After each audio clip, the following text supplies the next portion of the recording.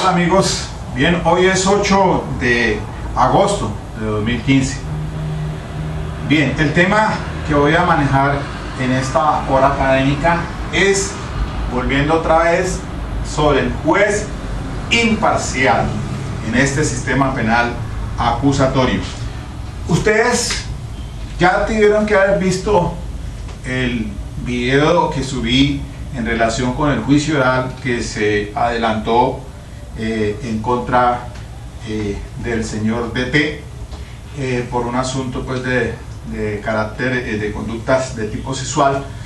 Pues bien, allí lo estoy subiendo al portal académico, es precisamente para hacer énfasis en este tema de por qué razón los jueces aún no abandonan el sistema inquisitivo. Y por eso entonces traigo en a colación sentencias de la Corte Suprema de Justicia en sede de casación penal de trascendental importancia, entre muchas de las que ya han salido. Recordemos bien que 3 decisiones sobre un mismo punto son doctrina probable. Pues bien, cito entonces la 29.415 del 2009 del doctor Julio Enrique Socha Salamanca, la 39.257 del 2013 del doctor Eugenio Fernández Carlier y la 38.021 del 2014 del doctor Luis Guillermo Salazar Otero. Bien, para comenzar, ustedes ven acá, he colocado aquí esta expresión de lo que dice acá: el único hombre que no se equivoca es el que nunca hace nada. Eso lo decía el poeta alemán Johann Wolfgang Goethe. Bueno, pues eso, ¿por qué lo traigo a colación? Pues debido a que los comentarios que se hacen en relación con mi portal académico, en su gran mayoría, por no decir todos, son excelentes, y les agradezco mucho a quienes siguen y les han servido estos videos académicos del sistema penal acusatorio.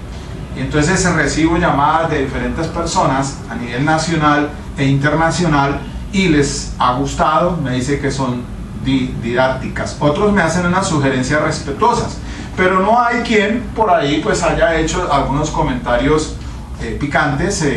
Pues cada cual tiene su modo de expresión. Solamente le agradezco que si para poder hacer esos comentarios tuvo que haber entrado al video y haberlo visto. Pero simplemente quiero decirles es que el único hombre que no se equivoca, como decía el famoso poeta, pues es el que nunca hace nada. Estoy tratando de hacer algo a fin de que esto sirva. Estas son las puertas que yo abro en un tema de redes sociales en el que me apoyo, precisamente es para que les sirva y les llegue a muchos colegas, estudiantes, los que futuros abogados, todos los que manejan el ramo penal. Esto les sirve, sé que sí es cierto, y es con solamente esa intención que tengo, es la de transmitirles un conocimiento y por lo menos ponerlos a pensar un poco. Pues bien, entonces volvamos al tema. Ya ustedes escucharon pues el juicio oral, los testigos que se llevaron allá, los que pues terminaron los de la fiscalía, y comenzamos entonces con mis testigos. Esto les va a ayudar a ustedes también para que se den cuenta cómo es que se desarrolla ese juicio oral. Fueron mis testigos directos. El fiscal entonces hizo preguntas de contrainterrogatorio. En este sistema pues existen unas bases para hacer esas preguntas. Sin embargo, ustedes se podrán haber dado cuenta de que yo en algunas ocasiones pues no le objeté a la fiscal, a pesar de que técnicamente no hizo las preguntas como tal de contrainterrogatorio, pero en sí el tema puntual es en relación con las preguntas que hizo el juez de los diferentes testigos. En este caso pues por lo menos se observan son los míos como testigos de la defensa, y ustedes en especial el de la testigo Heidi, que es quizás el sostén ahora, porque ya el juez anunció el sentido del fallo, y de los 4 delitos solamente condena por uno.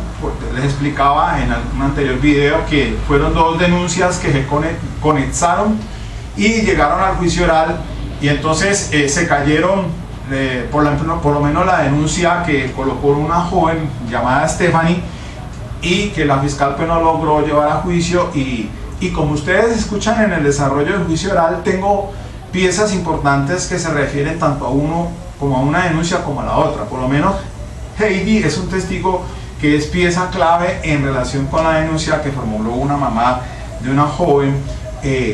Pues es obvio que esos videos sí no los puedo subir a estas redes sociales porque se tratan de los testimonios de las menores. Esos fueron los testigos. Aclaro que la fiscal pues llevó unos testigos de 2 menores, los interrogó ella, pero también fueron objeto de interrogatorio por el juzgado. Es donde entonces empiezo diciendo pues que en esencia el juez, algunos de los jueces no abandonan ese pensamiento del sistema ya proscrito, el inquisitivo, el de la ley 600 del año 2000, aún vigente, pues obviamente, pero que no han querido entender, o por lo menos se tratan, puede ser que consciente o inconscientemente, como en este caso, pienso yo, porque no es que haya sido de una manera intencional, sino que a mi modo de ver, el funcionario pues entra tanto en la materia que termina es colocándose más bien en postura o bien del uno, fiscal, o del otro, defensa. Y entonces el desequilibrio se hace notorio frente al principio de igualdad de armas. Este sistema de tendencia acusatorio es un sistema que no es puro acusatorio, pero un sistema adversarial de partes, entiéndase el fiscal y el acusado, y los intervinientes especiales que se han llamado la víctima y el Ministerio Público, pues ellos también hacen parte en el juicio oral, pero en esencia esa igualdad de armas se tiene es entre el fiscal y el acusado a través de su abogado defensor. La víctima podrá representar en juicio oral, pero será la voz es a través del fiscal en materia de interrogatorios por lo menos. Y el Ministerio Público excepcionalmente podrá hacer preguntas, al igual que el juez, como lo señala el artículo 397, pero es de manera excepcional. Y entonces el tema puntual aquí es que como se trató de un asunto de credibilidad o una concepción psicológica o una percepción que el funcionario juzgador, el sentenciador, se adentra en un tema que es solo del resorte de las partes, es el de la impugnación de credibilidad. La sentencia 29415 del magistrado Julio Enrique Socha Salamanca, en tratándose de un caso particularmente en Bello, Antioquia, pues declaró la nulidad del juicio oral, toda vez que el juez terminó interrogando y casi que desplazando el papel que le correspondía a las partes, y entonces no se hicieron preguntas de tipo complementarias, como dice el artículo 397, y de manera excepcional, sino que se adentran pues a desplazar una de las partes, y eso lo que hace es desequilibrar el sistema penal acusatorio, porque solamente al juicio oral, bajo el principio de inmediación, el juez, siendo un juez imparcial, tiene que fundamentarse en lo que entra al juicio ya previamente habiendo sido decretado en la preparatoria, y que le lleven las partes. Entonces, por lo menos, como dice la sentencia 29415 del 2009, el juez debe permanecer equidistante en materia de los interrogatorios, que si lo puede hacer, sí, pero de manera excepcional, al igual que el Ministerio Público, pero en temas que tiene que, como dice la sentencia de la Corte Suprema de Justicia, cuando el juez considera que hay aspectos que de pronto no fueron resueltos o clarificados por los testigos, y que alguna de las partes lo introduce, pero teniendo mucho cuidado en ese sentido. Entonces, dice, por ejemplo, en la sentencia, concretamente sobre este punto, dijo la Corte en el radicado 29.415 que, abro comillas, de las anteriores disposiciones se sigue que el juez de la causa en materia de prueba testimonial debe tener diligente cuidado para no rebasar aquellas facultades en forma tal que al ejercerlas no emprenda una actividad inquisitoria encubierta, consciente o inconscientemente, toda vez que los referidos parámetros de intervención, en congruencia con la prohibición consagrada en el artículo 361 de la ley 906, el artículo 397 de la norma, pues prevé lo siguiente, dice excepcionalmente el juez podrá intervenir en el interrogatorio o contrainterrogatorio para conseguir que el testigo responda la pregunta que le han formulado o que lo haga de manera clara y precisa. Y sigue allí, una vez terminados los interrogatorios de las partes, el juez y el Ministerio Público podrán hacer preguntas complementarias para el cabal entendimiento del caso. Y recuerde que aquí la Corte Constitucional, en la sentencia C-144 del 2010, siendo ponente el doctor Juan Carlos Henao Pérez, pues sentó las bases en las que puede intervenir el juez en materia de interrogatorios y el Ministerio Público, pero hace unas precisiones muy puntuales que ya las había mencionado en otra videoconferencia.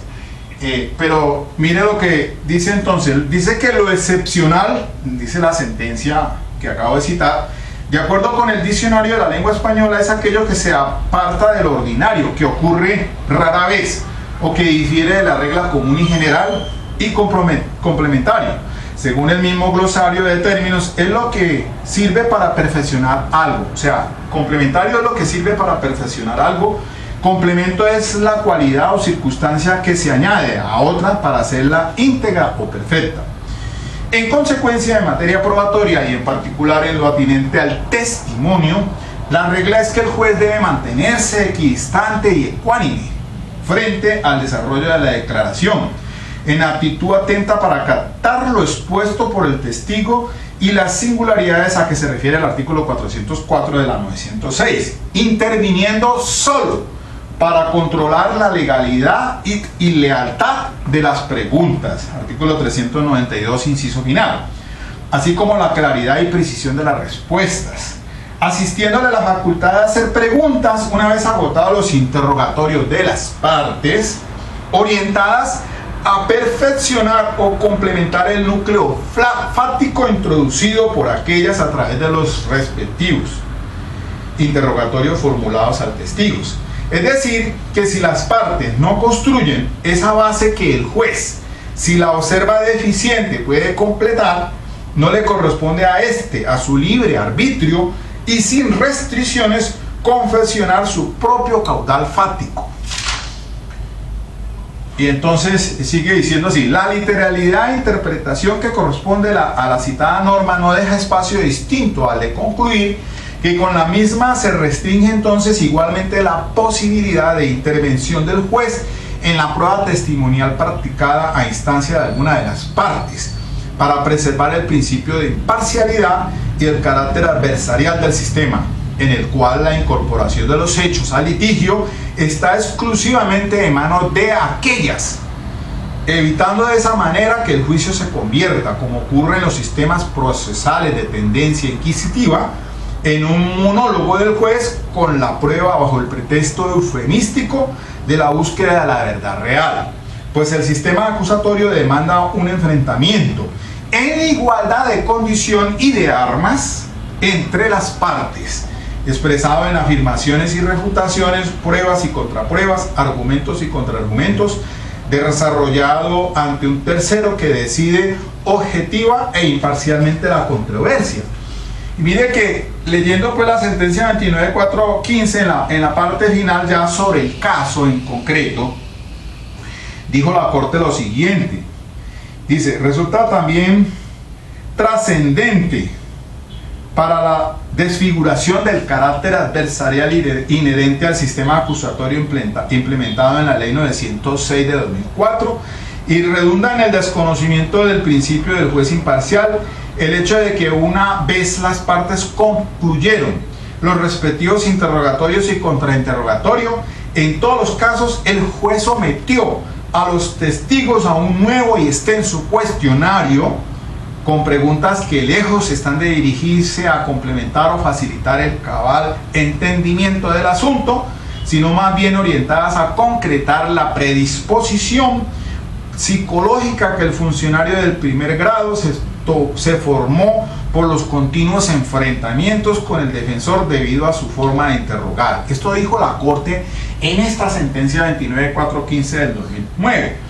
Se lo hice ver al funcionario, al juez del caso que estoy llevando, cuando anunció el sentido del fallo. Antes de anunciar el sentido del fallo le dije que hay una causal de nulidad por violación al debido proceso, artículo 457 de la Ley 906, toda vez que él falló al hacer interrogatorios extensos en temas que no eran tema probando. Por lo menos, si tenía dudas en cuanto a la credibilidad del testigo, a el funcionario no le correspondía meterse en ese tema de la credibilidad, como lo hizo. Y ustedes observan, por ejemplo, en el interrogatorio que le hiciese al testigo Heidi, de cómo alrededor de 70 preguntas, y todas orientadas más bien a desarrollar su percepción sobre la credibilidad de ese testigo, lo cual quebranta el sistema procesal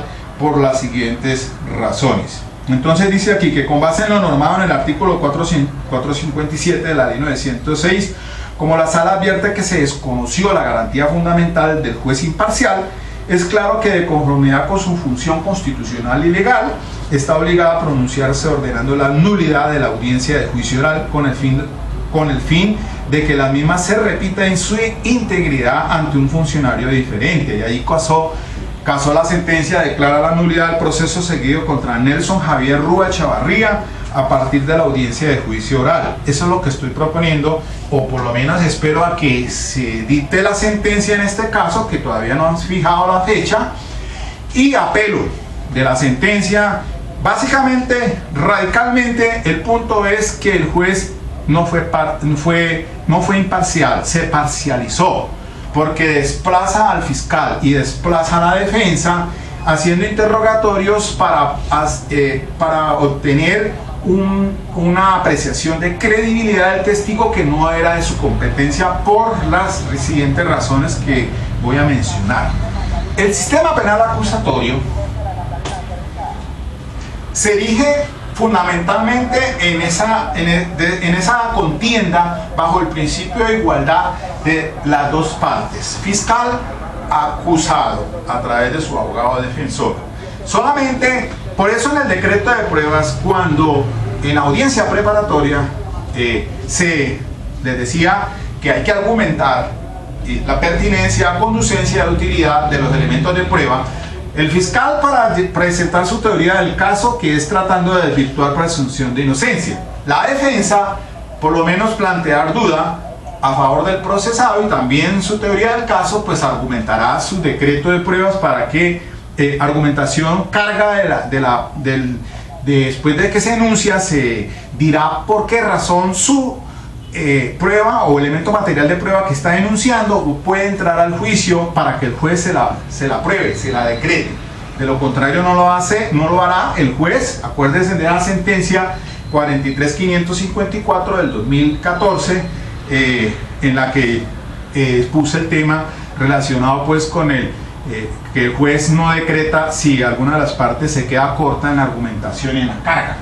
Entonces, por eso es que cuando entran al juicio, en esa contienda, lo que le lleve el fiscal y lo que le lleve la defensa, entonces va a estar la balanza así: o se inclinará en una sentencia condenatoria o inclinará a una sentencia absolutoria.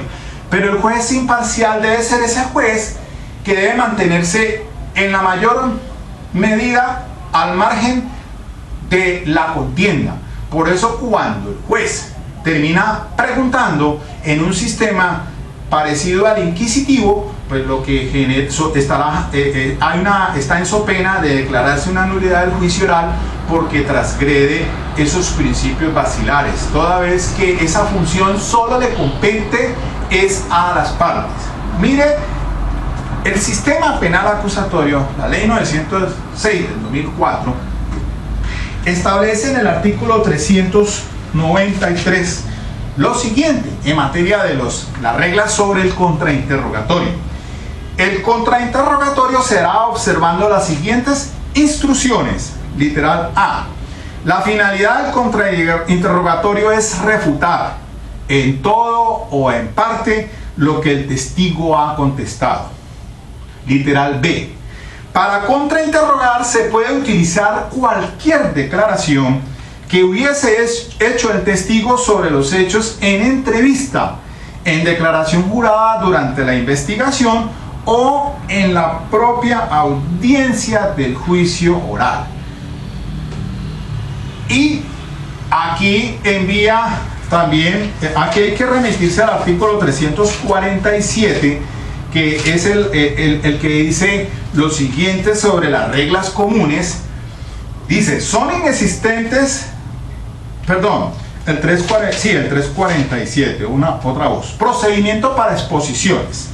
Cualquiera de las partes podrá aducir al proceso exposiciones, es decir, declaraciones juradas de cualquiera de los testigos llamados a juicio a efectos de impugnar credibilidad. Y en el inciso final del artículo 347 se cita lo siguiente: las afirmaciones hechas en las exposiciones para hacerse valer en el juicio como impugnación deben ser leídas durante el contrainterrogatorio.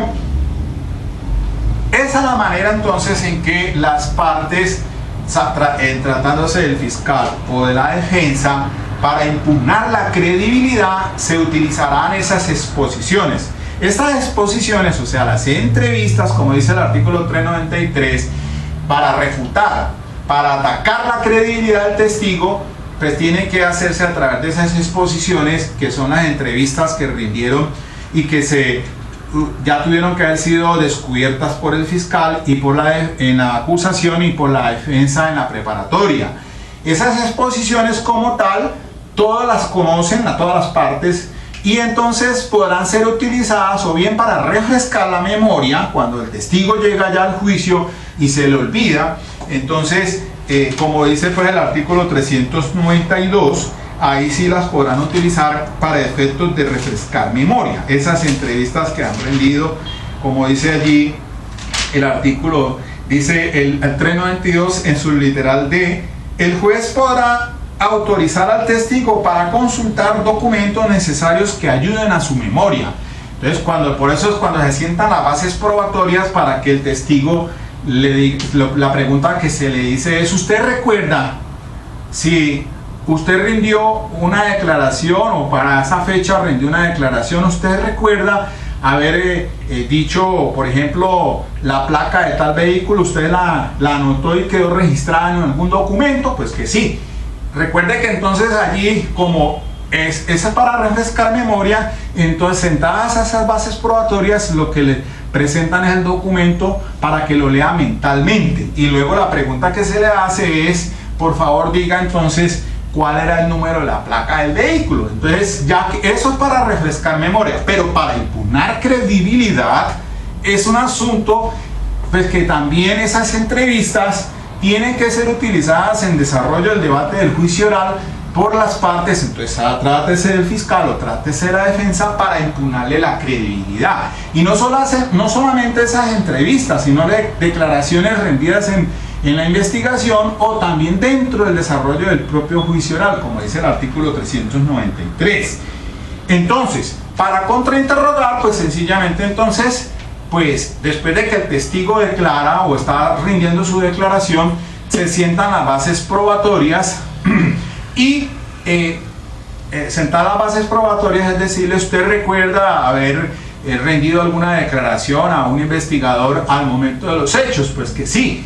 Entonces usted estaría, ¿y por qué recuerda bien si tal situación? Pues sí, es que yo inmediatamente el policía judicial me tomó una entrevista, y esa entrevista entonces usted la rindió, le hicieron algún documento, usted la firmó, pues que sí.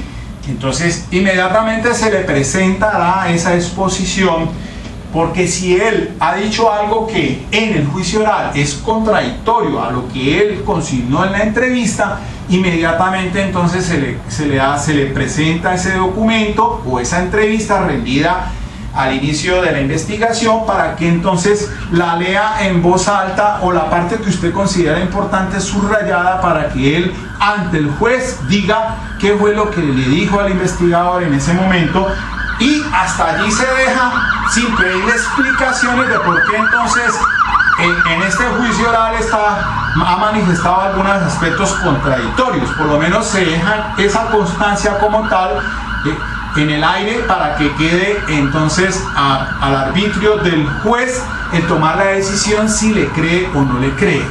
Ahora, es que el tema de la credibilidad, por eso el artículo 275 de la ley 906 en materia sobre el decreto por pertinencia, dice el artículo 275, pues que ciertamente el 375 dice que pertinencia, dice también es pertinente cuando solo sirve para hacer más probable o menos probable uno de los hechos o circunstancias mencionados, o se refiera a la credibilidad de un testigo o de un perito. Miren ustedes el decreto de pruebas allá en la preparatoria, cuando usted le diga al funcionario, al juez, por qué razón ese testigo que usted está llevando allí o va a llevar al juicio oral, por qué razón entonces es que considera que es pertinente. Entonces, como dice la norma, pues cuando se refiere a la credibilidad de un testigo o de un perito. Y es que ya la jurisprudencia ha sido reiterativa, entonces, que en materia pues de ya para impugnar la credibilidad del testigo, mire que la Corte Suprema de Justicia, en una sentencia muy importante que me está quedando por fuera, que es la radicación 36562, esta la he citado aquí varias veces, del año 2012, esta es del doctor José Leonía Bustos Martínez, y esa sentencia dice que cuando llegue a la preparatoria, usted tiene que decirle o argumentarle al juez por qué razones entonces ese testigo va a ser para impugnar la credibilidad. Porque es que el artículo 403 dice lo siguiente: impugnación de la credibilidad del testigo. La impugnación tiene como única finalidad cuestionar ante el juez la credibilidad del testimonio con relación a los siguientes aspectos. Literal, el numeral primero dice naturaleza inverosímil o increíble del testimonio. Segundo, capacidad del testigo para percibir, recordar o comunicar cualquier asunto sobre la declaración. Numeral tercero dice existencia de cualquier tipo de prejuicio, interés u otro motivo de parcialidad por parte del testigo. Numeral cuarto, manifestaciones anteriores del testigo, incluidas aquellas hechas a terceros o en entrevistas, exposiciones, declaraciones juradas o interrogatorios en audiencias ante el juez de control de garantías. Mire entonces la importancia de este numeral cuarto. Ahora, el quinto dice carácter o patrón de conducta del testigo en cuanto a la mendacidad. Y sexto, contradicciones en el contenido de la declaración. Cuando yo fui en la audiencia preparatoria de este caso que ustedes vieron en este juicio oral del señor DT, pues allí en el decreto de prueba le dije a la juez, le dije, por asuntos de credibilidad o no, por inverosímil, citaba entonces el artículo 403 en su numeral primero, dice, tal testigo que voy a presentar a juicio es para que establecer lo que es inverosímil e increíble el testimonio de cargo, o sea, el de la fiscalía. Entonces estaba dándole una de las razones por las cuales, como dice la sentencia 36.562, que hay que indicar entonces, si se trata de asuntos de impunar credibilidad, cuál de los numerales del artículo 403 es que va usted a hacer referencia para llevar al juicio oral. Artículo 403, ¿cuál de los numerales? ¿Cuál de los numerales aplica para impugnar la credibilidad? Volviendo entonces al caso, pues obviamente que aquí no pasó ese asunto que manda pues a tenerse en cuenta la jurisprudencia y la misma ley, porque si la ley entonces establece unos mecanismos por los cuales las partes van a impugnar credibilidad, no le asiste razón para que intervenga el juez a hacerle el trabajo al fiscal o a la defensa. Si el fiscal se queda corto, es un problema de él. No, el juez tiene que tratar de arreglarle el caminado al fiscal, porque entonces se parcializa, ni tampoco a la defensa. Si en este caso Heidi, cuando le hago el interrogatorio de manera directa, con preguntas abiertas de diga cómo, cuándo y dónde, el fiscal tenía que hacer preguntas de contrainterrogatorio, que era para refutar, lo cual no se cumplió. Nada hizo el fiscal allí en relación en el contrainterrogatorio del artículo 393, que era para refutar. Y las preguntas son preguntas que no son abiertas, sino son cerradas. Es decir, usted ha dicho tal cosa, ¿cierto? Usted ha manifestado esto otro, sí o no, y así irlo llevando, pero no como lo hizo en este caso. No obstante, era tan claro para mí el testigo que yo no me opuse a esas preguntas que hizo la fiscal. Pero es que por eso es que el juicio oral, una de las razones en cuanto a la publicidad del juicio oral, es que el juez, por la publicidad del juez, no es el que está sentado solamente allá, sino todos los que hacen parte íntegra del juicio, el público.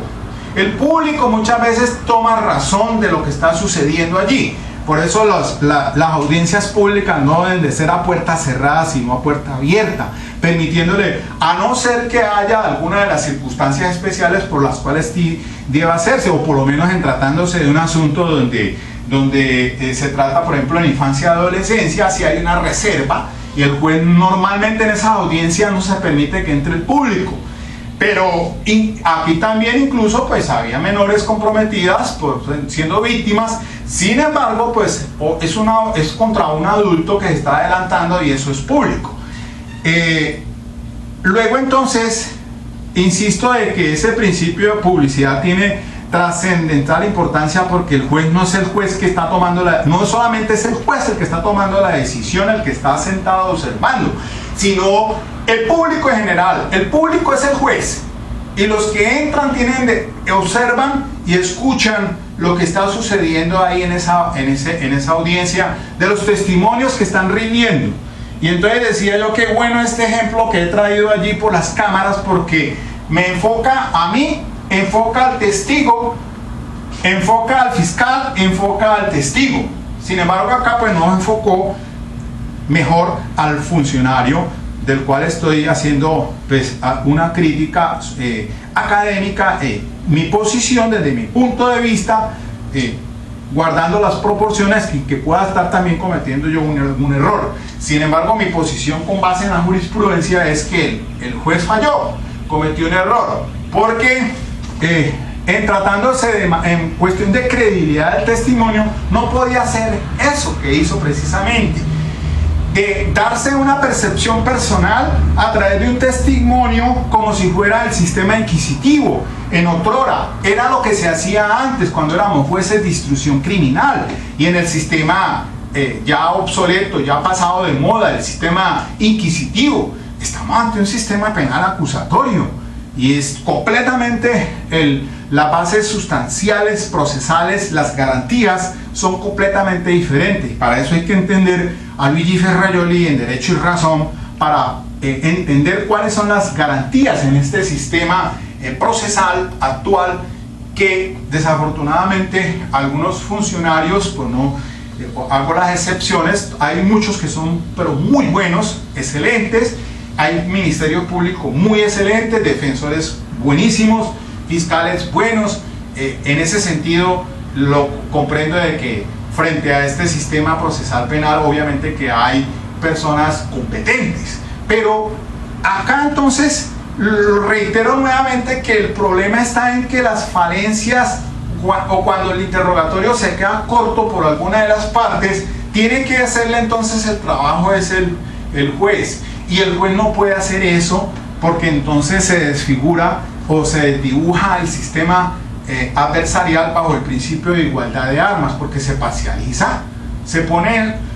entonces desplaza el trabajo, el rol que debe cumplir el fiscal o el rol que debe cumplir la defensa, aún el Ministerio Público, que ha recibido también unas críticas sustanciales en el sistema, a pesar de que hemos insistido que es un interviniente especial, y el Procurador Judicial 1, el Procurador Judicial son personas también pues, especiales, competentes, idóneos, pero muchas veces desafortunadamente tendemos a parcializarse por alguna de los que intervienen allí, o del fiscal o de la defensa, cuando es un asunto que tiene que el juez tomar esa resolución ajeno y distante, tomando una posición completamente diáfana y clara para ser un juez, realmente ese juez en conciencia.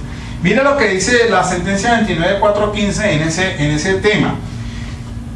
Dice aquí la Corte Suprema de Justicia que resulta palmario que una sentencia definitiva, cualquiera sea el sentido de la misma, únicamente es válida y genera efectos vinculantes propios de la res judicata, si ha sido cimentada en un procedimiento legal y regular, en cuyo desarrollo se hubieran observado a cabalidad todas las garantías y derechos constitucionales de las partes, y se hayan cumplido sus etapas sustanciales con sujeción a lo previsto en la ley. Dice sobre el juez imparcial, así como a la intervención del juez en el desarrollo de todas las declaraciones, dado que se limitó a ejercer la facultad otorgada en el artículo 397. Pues aquí la crítica que se hace es en que en este caso particularmente el juez se desbordó en el interrogatorio, porque entonces se metió en temas que ya habían sido tratados incluso por las partes. Dice así: la imparcialidad en cambio se relaciona con la forma en que el juez se posiciona ante el objeto del proceso y la pretensión de las partes, de manera que sea equidistante de estas y distante del conflicto que debe resolver. Esto con el fin de que el fallador pueda analizar y concluir con objetividad cuál es la más ecuánime y justa manera de adjudicar la controversia o dictar sentencia. En otras palabras, el juez solo puede decidir con justicia si es imparcial, y este atributo se concreta cuando no tiene inclinación de ánimo favorable o negativo respecto de cualquiera de las partes, ni interés personal alguno acerca del objeto del proceso. Entonces dice por acá, para finalizar, el juez no debe tener ningún interés, ni general ni particular, en una u otra solución de la controversia que está llamado a resolver, al ser su función la de decidir cuál de ellas es verdadera y cuál es la falsa. Aquí se refiere, ese punto trae cita a la Corte Suprema de Justicia a Luigi Ferrajoli en Derecho y Razón, cuando cita el tratadista italiano, el doctor, el filósofo, el jurista Luigi Ferrajoli. Dice: el juez no debe tener ningún interés, ni general ni particular, en una u otra solución de la controversia que está llamado a resolver, al ser su función la de decidir cuál de ellas es verdadera y cuál es la falsa. Al mismo tiempo no tiene por qué ser un sujeto representativo puesto que ningún interés o voluntad que no sea la tutela de los derechos subjetivos lesionados debe condicionar su juicio, ni siquiera el interés de la mayoría o incluso el de la totalidad de los asociados lesionados. Aquí pasa a veces eso. Esto cita a Luigi Ferrajoli en Derecho Razón, página 580.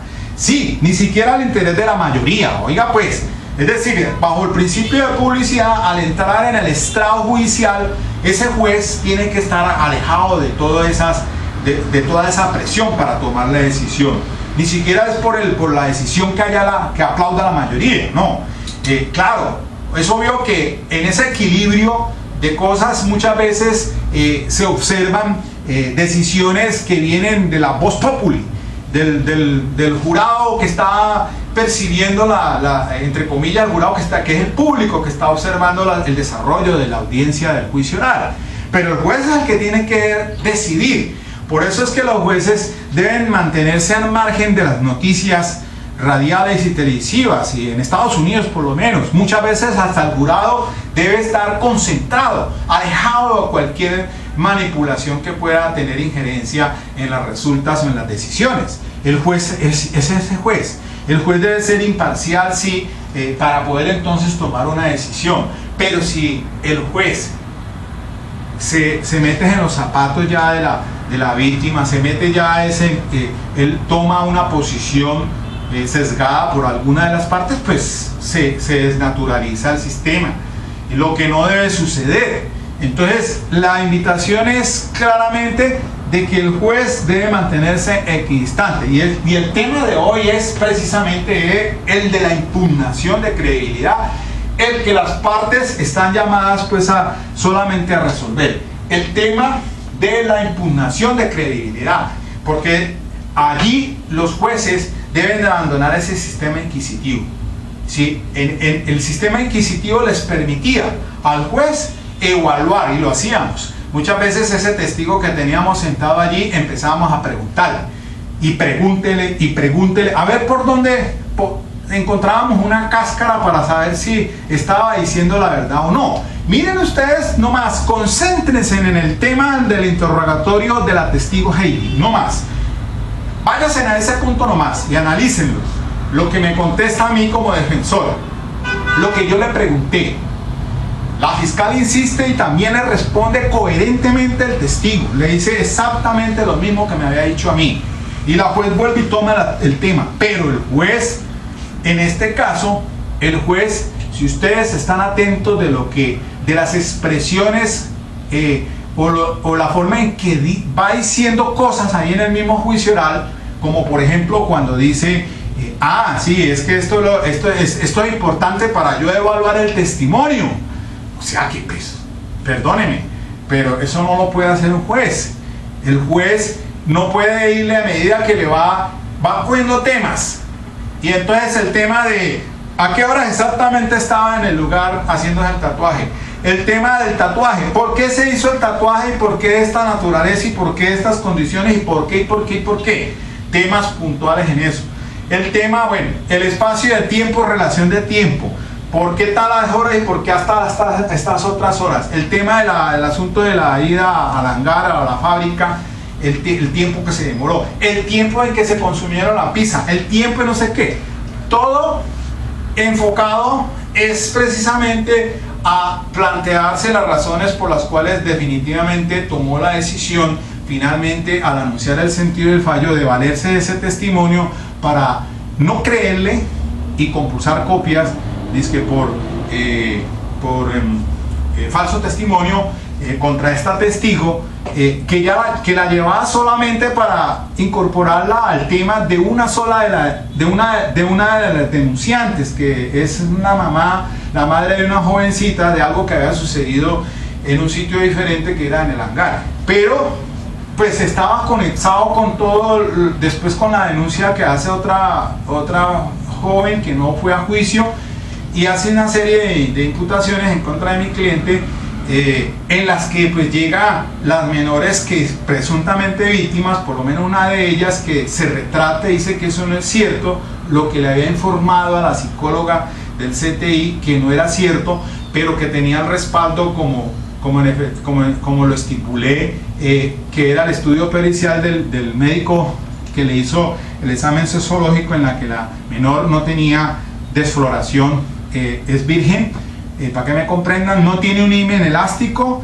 y además de eso ella en la anamnesis, es decir, en lo que le informa al médico, le dice que no había sido tocada, y sin embargo, en cuestión de credibilidad, la jueza empezó también con ese testigo a abordar temas en un interrogatorio extensivo, que ese pues no lo puedo presentar aquí por razones de dignidad frente a un menor de edad.